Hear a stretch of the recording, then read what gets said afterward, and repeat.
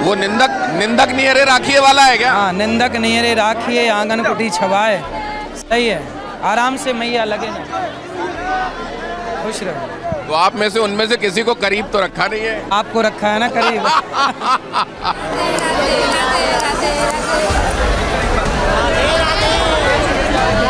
राधे राधे।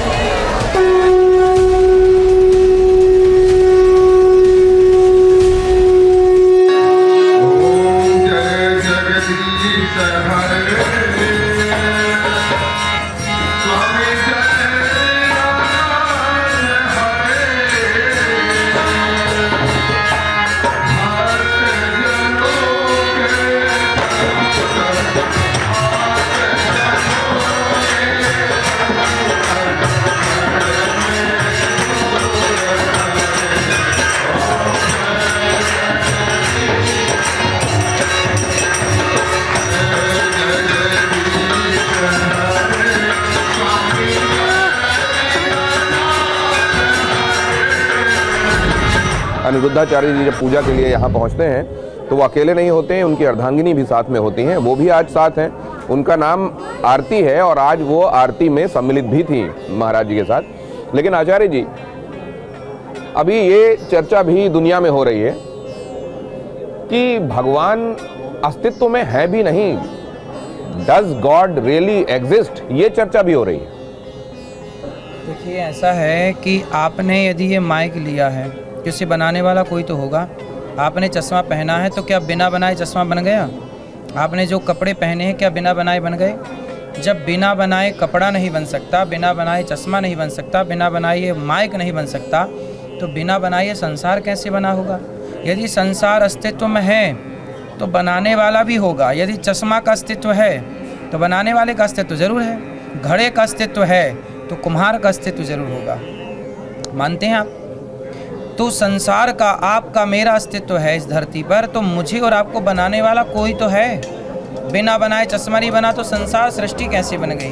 तो जो बनाने वाले उन्हीं का नाम भगवान है। तो ये चर्चा निरर्थक है आपको लगता है? नहीं, देखो, ये आरोप बिल्कुल निरर्थक है कि ईश्वर नहीं है। आप ईश्वर नहीं है इसके प्रमाण नहीं है आपके पास। आप सिद्ध नहीं कर सकते कि ईश्वर नहीं है। मैं सिद्ध कर सकता हूँ कि ईश्वर है। सिद्ध करने के प्रमाण मेरे पास हैं। और अब जैसे आपने सिद्ध कर दिया कि ईश्वर है, क्योंकि अगर कोई निर्माण हुआ है तो उसका निर्माता भी होगा, ये अगर सिद्ध कर रहे हैं आप, तो साथ में ये बताइए कि बहुत सारे लोग एक ईश्वरवाद को मानते हैं और हमारे सनातन में तो बहु ईश्वर हैं। भगवान राम भी हमारे राम हैं, कृष्ण भी हमारे भगवान हैं। ये बहु ईश्वरवाद को आप कैसे देखते हैं? नहीं, बहु ईश्वरवाद नहीं है। एको ब्रह्म द्वितीयो नास्ति। ईश्वर एक था, एक है, एक रहेगा। अब इस यहाँ सनातनियों को समझना ये है कि ईश्वर तो एक है, लेकिन उनके रूप अनेक है। अनेक रूप रूपाय विष्णवे प्रभु विष्णवे। विष्णु सहस्त्र नाम जब आप पढ़ेंगे तो वहाँ यही बात कही कि ईश्वर तो एक है, वह नारायण एक है। लेकिन जब प्रहलाद पर संकट आया तो नरसिंह बन के आ गए।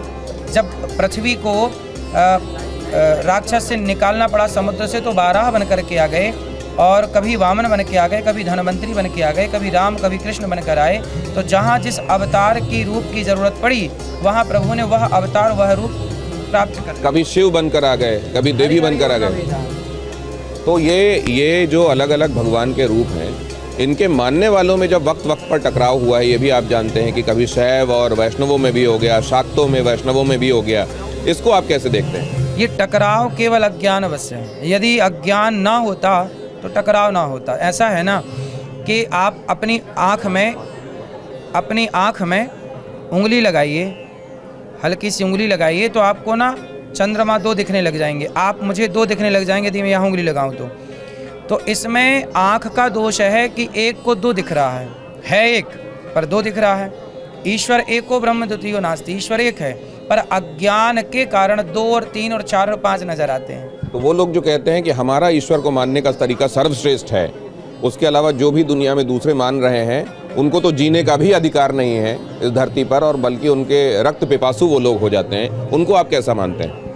देखिए, जहाँ खून खराबा हो धर्म के नाम पर, वहाँ केवल अज्ञानता है। इसके लिए एक छोटी सी बात है कि ईश्वर को जिसने जितना जाना, जितना पहचाना, हमारे सनातन में शिव को जिसने जितना जाना शिव को उतना कह दिया, राम को जिसने जितना जाना राम के बारे में उतना कह दिया, कृष्ण को जितना जाना कृष्ण के बारे में उतना कह दिया।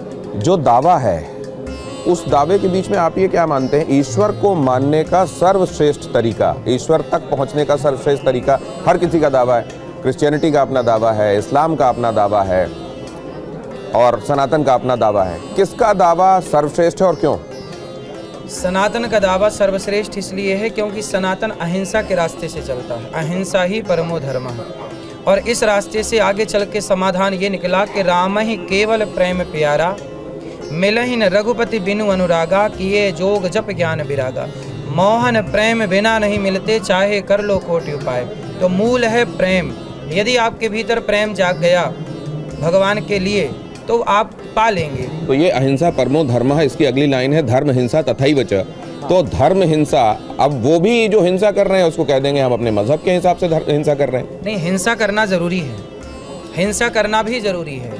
यदि आप हिंसा नहीं कहते, यदि भगवान कृष्ण से अर्जुन ने यही तो कहा कि मैं युद्ध नहीं करना चाहता, मुझे शांति चाहिए, भगवान ने कहा युद्ध नहीं करना चाहता, तो क्या है वहाँ भगवान ने नपुंसक शब्द का प्रयोग किया। तुम नपुंसक हो क्या? अर्जुन के लिए लड़ो, लड़ना धर्म है।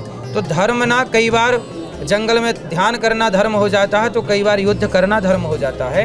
किससे युद्ध करना है, किस वजह से, युद्ध की वजह क्या है, वो वजह बताएगी कि वो धर्म है कि अधर्म है। लेकिन हिंसा तो फिर ये अगर वो सिस्टम के हिसाब से, संविधान के हिसाब से, वहाँ के तंत्र के हिसाब से तय किया जाता है कि सज़ा में क्या होना चाहिए, तब तो ठीक है। लेकिन अगर हिंसा को हर किसी को ये कह दिया जाए कि आप तो धर्म के हिसाब से हिंसा कर रहे हैं तो ठीक ही कर रहे हैं, तो हर कोई अपने हिसाब से हिंसा को सही जायज़ मान लेगा। जैसे सेना आतंकवादी को मारती है तो आतंक को मारना सेना का धर्म है। पुलिस अपराधी को मारती है, उसे मारना धर्म है। वो पुलिस का धर्म है, वो सेना का धर्म है। हमें आपस में, यदि लोकतंत्र है, आप भी धर्म का आचरण करते हैं, मैं भी धर्म का आचरण करता हूँ, तो आपस में लड़ने की जरूरत नहीं है ना।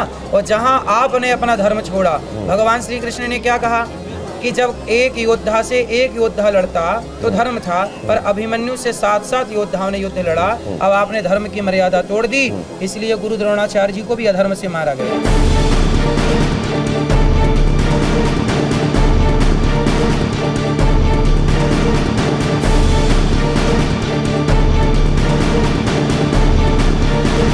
बारह महीने ये संतों की सेवा होती है। हजारों संत जो फुटपाथ पर सोते हैं वृंदावन में, वो सभी संत यहाँ आते हैं और प्रेम से ये प्रसाद सबको देखिए, गरम गरम रोटी, पूड़ी, सब्जी, दाल, चावल, खीर, ये 12 महीने की सेवा है।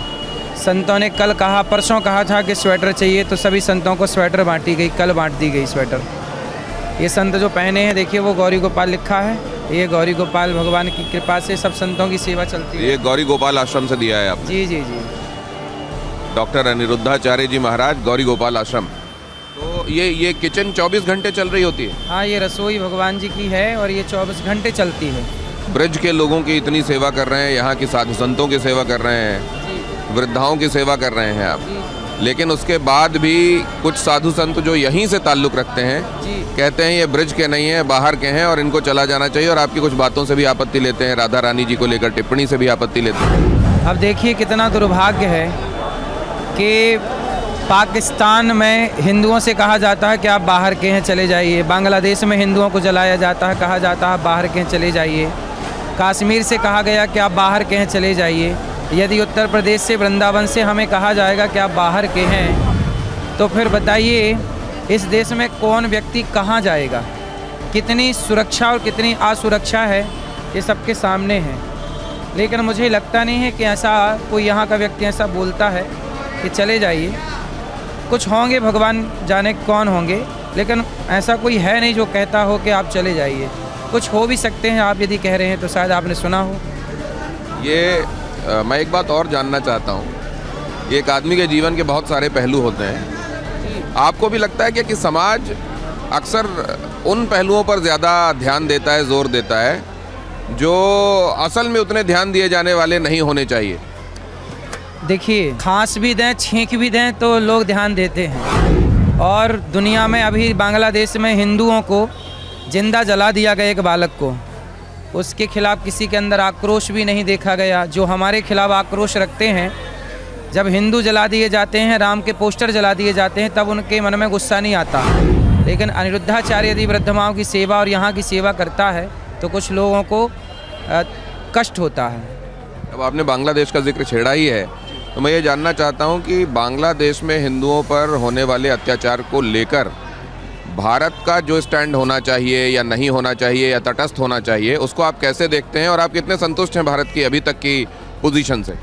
भाई देखो, बांग्लादेश भारत का हिस्सा था, है और रहेगा यदि आप चाहे लो तो। हमारी सरकार को चाहिए कि अपनी सेना भेज के वहाँ के हिंदुओं की सुरक्षा की जाए और बांग्लादेश को पुनः भारत में मिलाया जाए। भारत का ही तो हिस्सा है। मुझे एक बात समझ में नहीं आई, ये भारत के बंटवारा जिन लोगों ने किया तो ऐसा क्यों बांटा? मतलब उन लोगों ने सही किया बांट के, गलत किया? आपसे सवाल है मेरा। निश्चित रूप से गलत किया। गलत किया। क्यों ऐसा बांटा? उनको जिन्होंने गलती की, अब हम लोग उनको पूज रहे हैं। उनका सम्मान होना चाहिए कि अपमान होना चाहिए? जिन्होंने देश को बांटा उनका सम्मान होना चाहिए। अब ये हिंदुओं की जो निर्मम हत्या हुई, इसका जिम्मेदार कौन है? वही लोग तो हैं बांटने वाले। क्यों बांटा? क्या ये उनके सीधी भाषा में कहे तो क्या ये देश उनके बाप का था?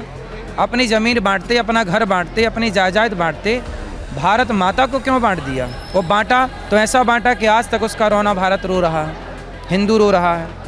तो आप वो समझते हैं कि एक गलती थी जिसको सुधारा जाना चाहिए? बिल्कुल सुधारा जाना चाहिए।